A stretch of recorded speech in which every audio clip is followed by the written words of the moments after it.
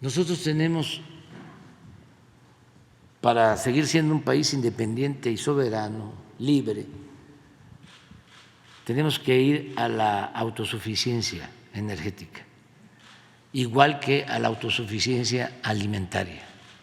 Eso también hacia adelante, para que no nos involucremos en los conflictos de las grandes potencias,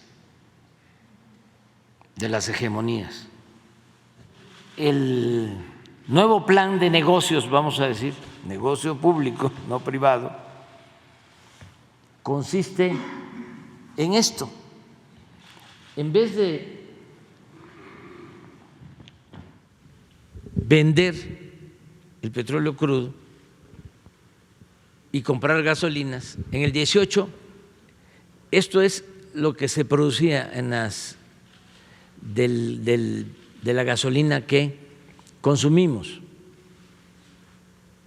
Así encontramos las refinerías, las 6 refinerías. Y esto es lo que importábamos de gasolinas, 900,000 barriles diarios de gasolina. Aquí empezamos, hemos invertido como 80,000 millones de pesos para modernizar las 6 refinerías. Desde el primer año empezamos a cambiar equipos y a darle mantenimiento a las refinerías. En el 19 la importación 900.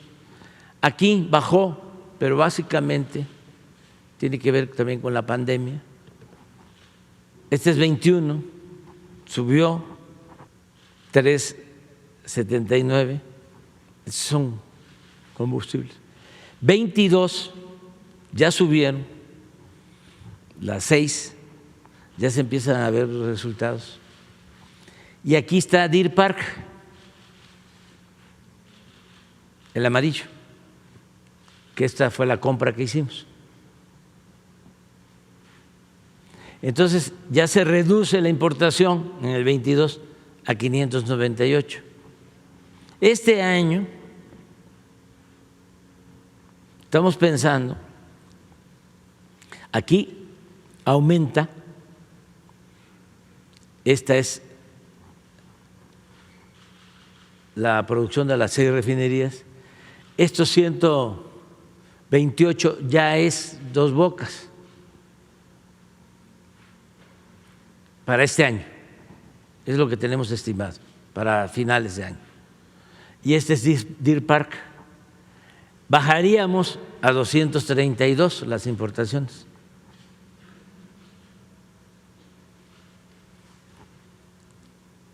No son tamales de chipilín,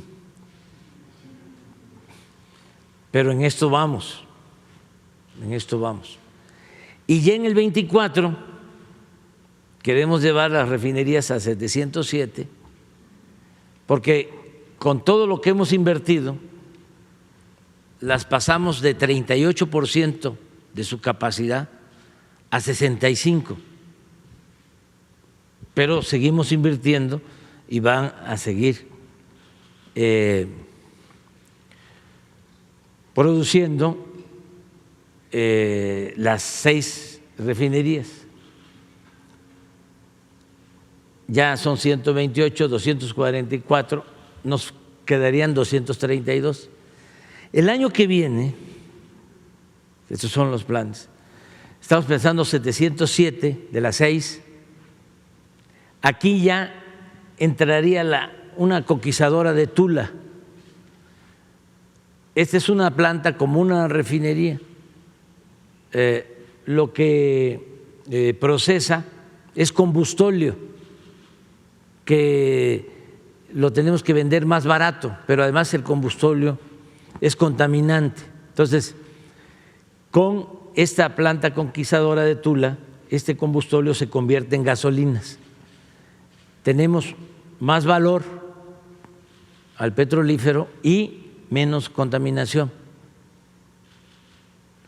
Esta planta coquizadora de Tula la encontramos abandonada cuando llegamos, con una inversión de alrededor de 2.000, 2.500 millones de dólares y teníamos que decidir entre dejarla, que se convirtiera en chatarra, dejar todos los equipos. Algunos se deben de acordar de que cuando trasladaron estos equipos iban quitando puentes y eran unos tanques enormes por la carretera desde Tuxpan a Tula. Pues todo esto se quedó ahí arrumbado y decidimos invertir 2.000 millones de dólares más para terminar esta coquizadora que va a estar este año ya y nos va a dar 67,000 barriles, digo en el 24. Ya iniciamos otra coquizadora en Salina Cruz, también con una inversión de alrededor pues de 80,000 millones de pesos. Esta nos va a dar al inicio 18,000 barriles. Ya vamos a tener la Olmeca con toda su capacidad, 306,000 barriles. Y Deer Park con 262, solo 34,000 barriles de déficit. Este es el plan que tenemos para lograr la autosuficiencia. Estamos pensando que estos 34,000 los podemos sacar de aquí, porque aquí tenemos capacidad para procesar hasta 1,200,000 barriles. Las instalaciones, lo que pasa que estaban completamente abandonadas y hay que invertir, seguir invirtiendo para modernizar las plantas. Si logramos esto es lo que consumimos en México. Entonces, en vez de vivir o de tener ingresos por la venta de petróleo crudo, los ingresos los vamos a tener en el mercado interno, por la venta de gasolinas, de combustible. Es una reconversión. Bueno, todo esto tiene que ver con la industria de la construcción. La industria de la construcción tiene la ventaja de que se hacen estas obras, como también se hacen caminos, se hacen hospitales, se hacen escuelas, trenes, la infraestructura que requiere el país, y se generan muchos empleos. En la construcción de Dos Bocas se mantuvieron alrededor de 35,000 empleos, 35,000 empleos. Claro que donde se está construyendo o se construyó, porque ya se terminó la obra civil, en Paraíso, pues fue una invasión, llegó muchísima gente o llegaba a trabajar mucha gente, porque muchos en camiones llegaban y se iban a dormir a sus pueblos, pero llegaron trabajadores de Hidalgo, del Estado de México, de Veracruz, de Chiapas, ¿no?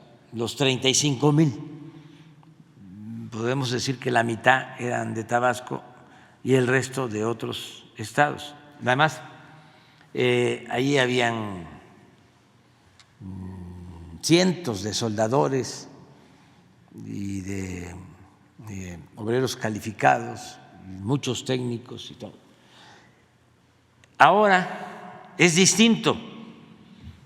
¿Quiénes se van a quedar? Se van a quedar los que van a operar la refinería. Ya no son 35,000, van a ser alrededor de 2,500, 3,000, pero son los que van a operar la refinería. Y tienes razón, de todas maneras se requieren viviendas, se requieren servicios, se requieren espacios públicos y ya están contemplados, ya se están empezando a construir fraccionamientos y se están ampliando los servicios.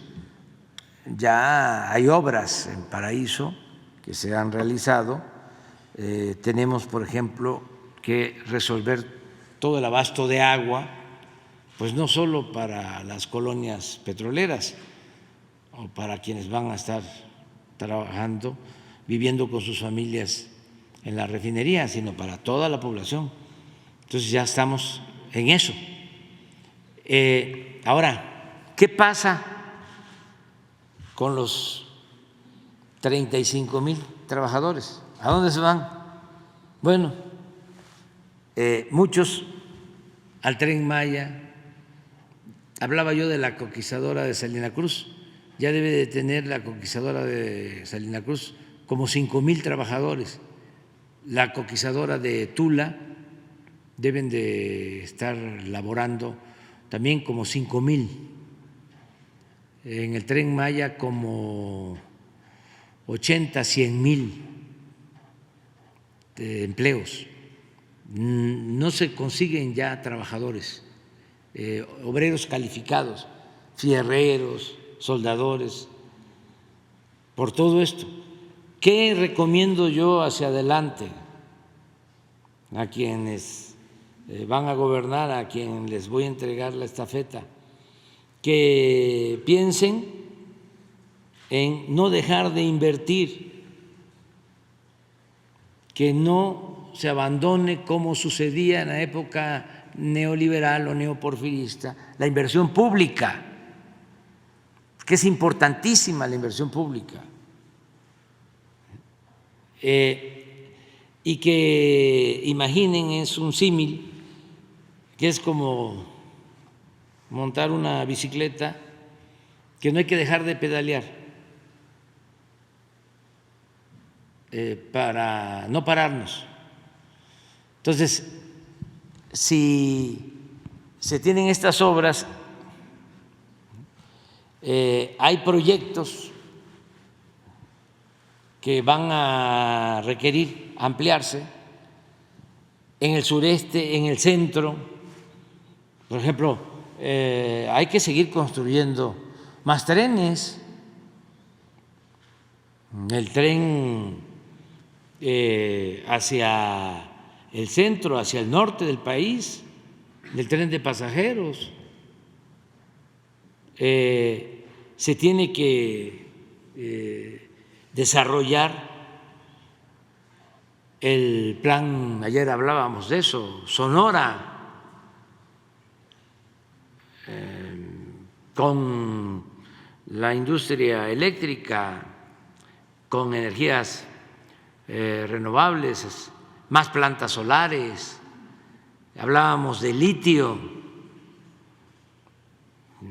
todo lo que implica la elaboración de las baterías, el tener la comunicación con las plantas de Arizona, de chips, el utilizar el cobre, la infraestructura de Sonora, y así en el Bajío y en el centro hay muchísimas oportunidades, hay muchos proyectos para que siga habiendo empleo.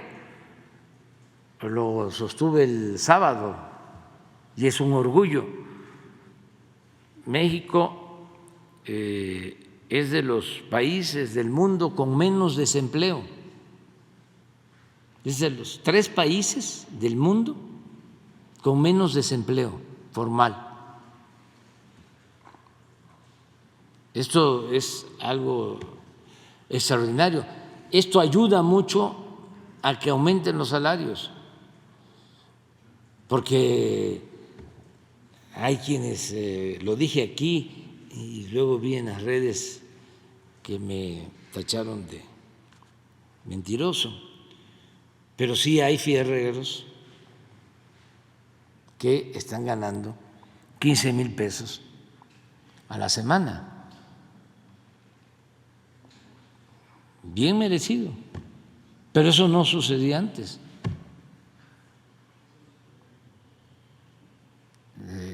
Entonces, sí se requiere seguir adelante y desde luego ir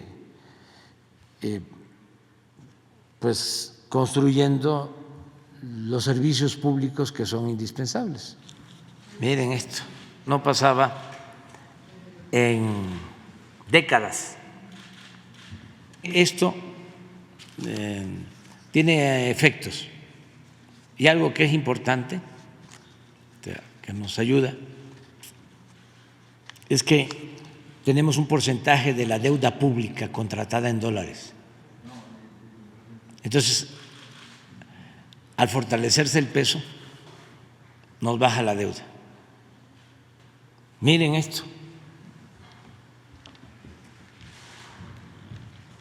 Para los que quieren que regresen, yo sí también, yo quiero que regresen, pero lo que se robaron. Miren, Miguel de la Madrid, la devaluación, 2.454% de devaluación. Salinas, 36.7. Lo de Salinas es algo especial, porque es cuando más bienes vendieron, bienes nacionales, y en el plan que le llamaban eufemísticamente de desincorporación de empresas no estratégicas, imagínense, las empresas no estratégicas, los bancos, las minas, Teléfonos de México, etcétera, etcétera, etcétera, etcétera. Bueno, un objetivo, investiguen cómo justificaban las privatizaciones, era de que iban a obtener financiamiento, que se iban a fortalecer las finanzas públicas, que iban a tener más presupuesto, más dinero. Y fue cuando hubo más desigualdad, unos cuantos muy ricos y millones de pobres. Por eso yo llamo a Salinas el padre de la desigualdad moderna. Esa paradoja, esa contradicción, que es cuando de un multimillonario pasó en el sexenio de Salinas a 24 multimillonarios, de los que aparecían en la lista de los hombres más ricos del mundo. De uno, cuando entró Salinas, a 24 multimillonarios. Una familia cuando entró Salinas que tenía 2.500 millones de dólares, a 24 que sumaban 48,000 millones de dólares en un sexenio.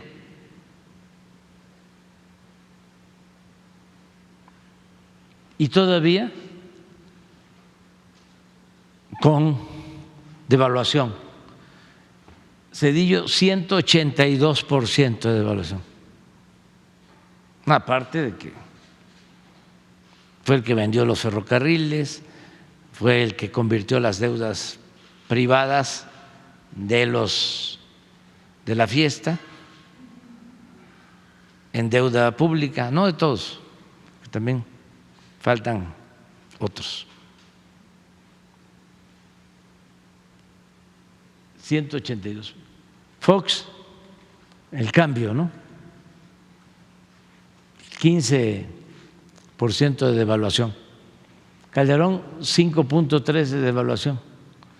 Peña 43.6 de devaluación. ¿Cómo dijo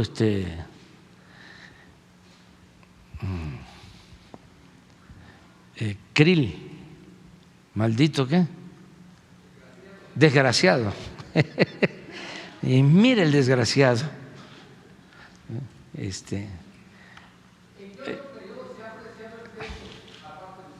En la época bueno, se apreció y se mantuvo muy fuerte el peso, fue un referente mundial en 2 sexenios, básicamente. Cuando el desarrollo estabilizador, 12 años, sí, pero va más con Ortiz Mena, ¿no? O sea, durante los gobiernos de López Mateos y Díaz Ordaz. Era 12.50. Ya no se puede pensar en 12.50, pero digo, sí es un buen dato.